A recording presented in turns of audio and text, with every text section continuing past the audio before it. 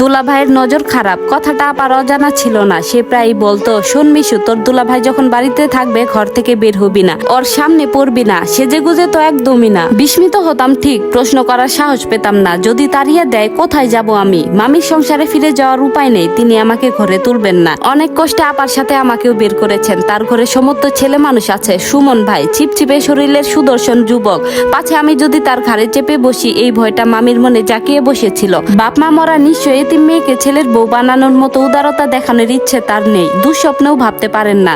কাজেই মামি আমাকে তার বাড়িতে জায়গা দেবেন না। আগুন আর মম পাশাপাশি রাখতে নেই। আপার শ্বশুর বাড়ি আমার শেষ ভরসা। এই বাড়িতে আমার অবস্থান কাজের লোকের চেয়ে বেশি কিছু না। সকালে ঘুম থেকে উঠে থালা বাসন ধোয়া, রান্না বান্না সহ ঘরের যাবতীয় সব কাজ আমাকেই করতে হয়। আপা এসবের ধারে কাছে আসে না, বিছানায় শুয়ে ফোন ঘাটে আরামায়েশ করে। মাঝে মধ্যে হুকুমের সুরে বলে, বেলি আমায় এক কাপ চা দিয়ে যা তো, পরিষ্কার কাপে দিবি। আজ শুক্রবার, সকাল থেকে রান্নাঘরে দম ফেলার সময় নেই। প্রতি শুক্রবার এ বাড়িতে গোস্ত রান্না হয়। দুলাভাই সকাল সকাল বাজারে গিয়ে গোস্ত কিনে আনে। দাঁত খোঁচাতে খোঁচাতে বলে, কষিয়ে রাধু দেখি, বেশ জমিয়ে খাওয়া দাওয়া হবে। রান্না শুধু গোস্তের মধ্যে সীমাবদ্ধ থাকে না, পোলাও, রোস্ট, সবজি, সালাদ, আরো কত কি। আপার শাশুড়ির গ্যাস্ট্রিকের সমস্যা, তেল মশলার খাবার খেতে পারেন না। তার জন্য আলাদা করে শিং মাছের পাতলা ঝোল রাখতে হয়। কপালের ঘাম মুছে ঘড়ির দিকে তাকালাম, 9টা 22। দুলাভাই গোস্ত কিনে বাড়ি ফিরেছে। সে গোস্তের ব্যাগটা রান্নাঘর পর্যন্ত নিয়ে এলো। মেকি হেসে বলল, যেভাবে কাজ করো তোমাকে এই বাড়ির গিন্নি মনে হয়। আমি তার কথায় জবাব দিলাম না, বিরক্ত মুখে গোস্তের ব্যাগ হাতে নিলাম। দুলাভাই আরো একটু গা ঘেঁষে দাঁড়ালো, গলার স্বর অনেকখানি নিচু করে বলল, সকালের নাস্তাটা দাও, ভীষণ খিদে পেয়েছে। নাস্তা গুছিয়ে আবারও রান্নাঘরে ঢুকলাম। দুলাভাইয়ের আচরণে গা ঘিন ঘিন করে। অভিযোগ জানানোর মানুষ খুঁজে পায় না। আপাকে বললে সে খুব সহজ জবাব দেয়, তোর দুলাভাইয়ের সামনে যাবি না।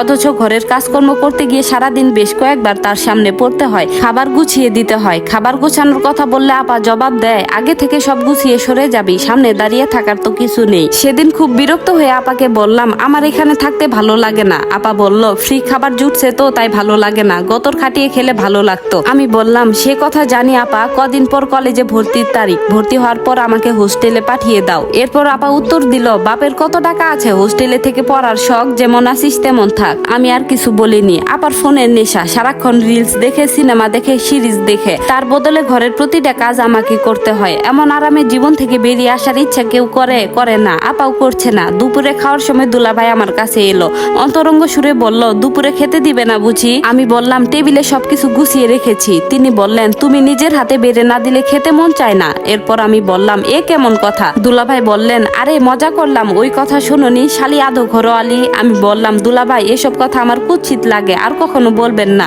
দুলাভাই রান্নাঘর থেকে বেরিয়ে গেল। প্রায় তার পরপরই আপা এলো, কর্কশ গলায় বলল, তোর দুলাভাইকে কি বলেছিস? সামান্য একটু খাবার বেড়ে দিতে সমস্যা কি? সারাদিন তো শুয়ে বসে থাকিস। আমি বললাম, কি সমস্যা তুমি জানো না আপা? তুমি জানো না তোমার বরের নজর খারাপ? ও বলল, সমস্যা তোর মনে, সবকিছু নোংরা মনে করিস। তোর দুলাভাই কালকেও বলল, আমার নিজের বোন নেই, মিশুকে আমি আমার ছোট বোনের মতো দেখি। কথা বাড়াতে ইচ্ছে হলো না। আপা সবকিছু বুঝেও না বুঝার ভান করে, দেখেও দেখে না। এমন মানুষকে কিছু বলা না বলা সমান কথা। এর বাইরে কাকে বলবো? কেউ আমার কথা বিশ্বাস করবে না, উল্টো আমাকে দোষারোপ করবে। এই অবস্থা থেকে মুক্তি পাওয়ার কোনো উপায় নজরে পড়ে না।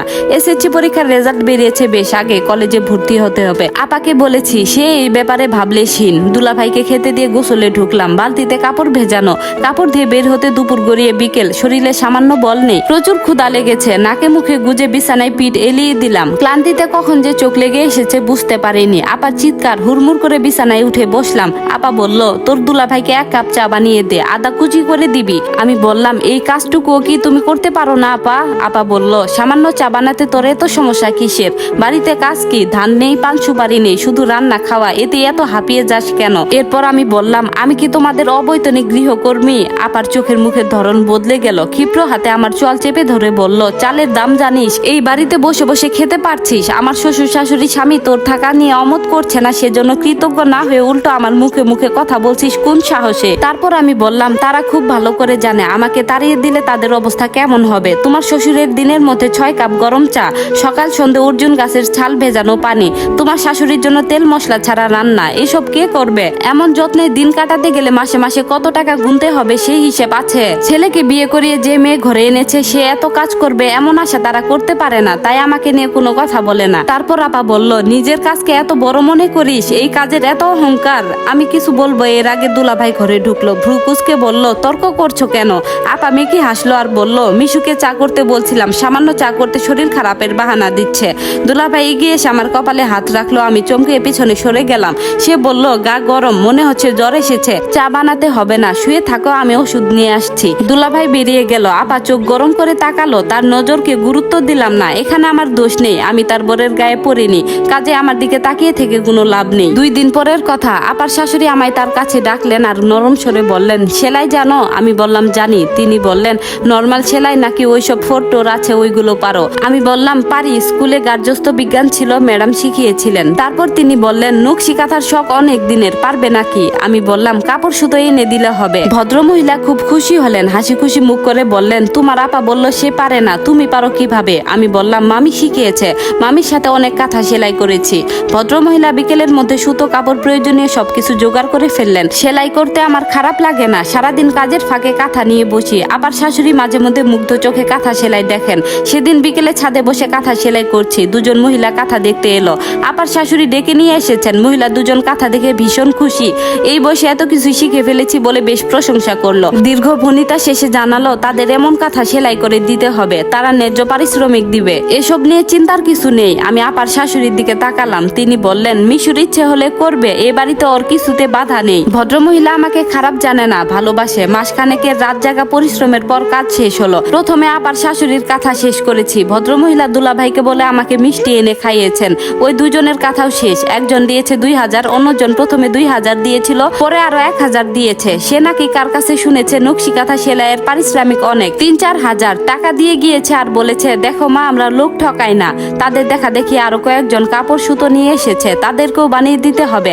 আমিও রাজি হয়ে গেলাম। হাতে কিছু টাকা আসছে, যত তাড়াতাড়ি সম্ভব এই বাড়ি ছাড়তে হবে। দুলাভাইয়ের আচরণ দিন দিন খারাপ হচ্ছে। আপা ইদানিং আমাকে বাঁকা চোখে দেখে, তার ভাব এমন যেন আমি তার সংসার নষ্ট করছি। অথচ একান্ত দায় না ঠেকলে আমি দুলাভাইয়ের সামনে পর্যন্ত যাই না। কলেজে ভর্তির তারিখ পড়েছে, রাত দিন এক করে কাঁথা সেলাই করে টাকা জমেছে 10,320 টাকা। আরো ছিল, আপা নানান অজুহাতে আমার থেকে নিয়ে গিয়েছে। ভর্তির তারিখ পড়তেই ভর্তির কথা তুললাম। আপা বলল, ভর্তি হয়ে থাক, গিয়ে পরীক্ষা দিবি। আমি বললাম, না আপা, আমি হোস্টেলে থাকবো, এ বাড়িতে থাকতে ইচ্ছা করে না। আপা বলল, আমার চোখের বাইরে গিয়ে আমার বোরের সাথে ফষ্টি নষ্টি করবি, সেজন্য বাড়ি ছাড়তে চাইছিস? বাড়িতে আমি থাকি বিধায় তোদের জুতো সই হয় না, তাই তো? আমি বললাম, বাজে কথা বলো না আপা। আপা বলল, বাজে কথা বলছি না, আমি যা সত্যি তাই বলেছি। আমি বললাম, কোন সত্যি তুমি বলেছো? তারপর আপা বলল, তুই আশকারা না দিলে তোর দুলাভাই তোর প্রতি অমন আচরণ করতো না। তোর গা থেকে পেঁয়াজ রসুনের গন্ধ আসে, চেহারের ভাবসাব কাজের লোকের চেয়ে একটুও ভালো না। এরপরও আশকারা না দিলে একটা পুরুষ তোর দিকে ঝুঁকে কিভাবে? এরপর আমি বললাম, বলতে চাইছিলাম না আপা, বলতে বাধ্য হলাম। দুলাভাইয়ের নজর খারাপ, এই কথা তুমি জানো না? সে প্রায় মোবাইলে মেয়েদের সাথে কথা বলে, সে কথা তুমি জানো না? তাছাড়া বউ হিসাবে তুমি কোন দায়িত্ব পালন করেছো? আপা জিজ্ঞেস করলো, কি বলতে চাইছিস? আমি বললাম, কি বলতে চাইছি তুমি বুঝতে পারছো না? বউ হিসাবে শোপিস কারো পছন্দ হয় না আপা, যে সারাক্ষণ শুয়ে বসে থাকবে, শপিং করবে, বর কিছু বললে দাঁত চিবিয়ে ঝগড়া করবে, অশান্তি করবে। তোমার বরের কোন কাজটা তুমি করো? খেতে দেওয়া, পানি দেওয়া, চা করে দেওয়া, এমনকি তোমার বরের আন্ডার প্যান্ট পর্যন্ত আমাকে ধুয়ে দিতে বলো। বউ হিসেবে তুমি কি করো তাহলে?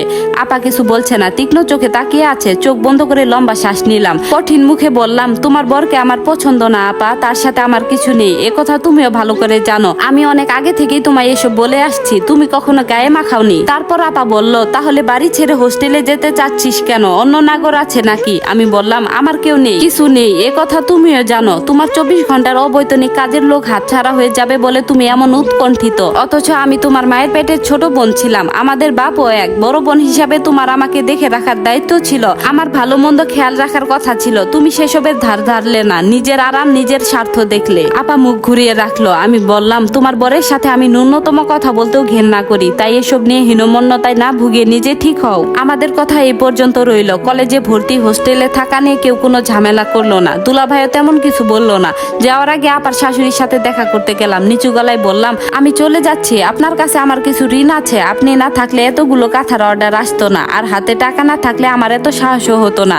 তিনি আমার মাথায় হাত বুলিয়ে দিলেন, কোমল গলায় বললেন, নিজেদের স্বার্থে আমি তোমার জীবন নষ্ট করতে পারি না। তাছাড়া বেশ কয়েকদিন থেকে আমার ছেলের ব্যাপারটা নজরে পড়েছে। এত কিছুর পর তোমাকে এই বাড়িতে রাখা ঠিক মনে করছি না। তেমন কিছু হলে, লোক জানাজানি হলে আমাদের মান সম্মান নষ্ট হবে। ছেলের মুখের দিকে তাকিয়ে তোমাকে বাড়ি থেকে বের করে দিতে তখন দ্বিধাবোধ করবো কিনা জানি না, করবো না মনে হয়, কারণ মানুষ খুব স্বার্থপর। এসব আমি চাই না, তাই আগেই চলে যাও। কাপড় চোপড়, জিনিসপত্র বলে তেমন কিছু নেই, যা ছিল সব গুছিয়ে বেগে ভরে নিয়েছি। ব্যাগটা হাতে তুলে বাড়ি থেকে বেরিয়ে এলাম। কলেজে ভর্তি, হোস্টেল সব খরচ মিটিয়ে এখনো কিছু টাকা বেঁচে আছে। এগুলো শেষ হলে কি করব জানি না, তবে এখানে আর না। খানিক আগে বৃষ্টি হচ্ছিল, এখন থেমে গিয়েছে। মেঘের ফাঁকা থেকে এক টুকরো রোদ দেখা যাচ্ছে। মেঘ আছে, ঘন কালো মেঘ। আকাশটা যেন আমার জীবন। ওই ঘন কালো মেঘের মাঝে জ্বলতে থাকা রোদটুকু আমার হৃদয়ে জ্বলে ওঠা আশা, যাকে ঘিরে আমার অজস্র প্রত্যাশা, আবেগ, আকাঙ্ক্ষা, ভালোবাসা, আমার সবকিছু। এই গল্পটি এখানেই শেষ। সম্পূর্ণ গল্পটি আপনাদের কেমন লাগলো অবশ্যই জানাবেন। ধন্যবাদ।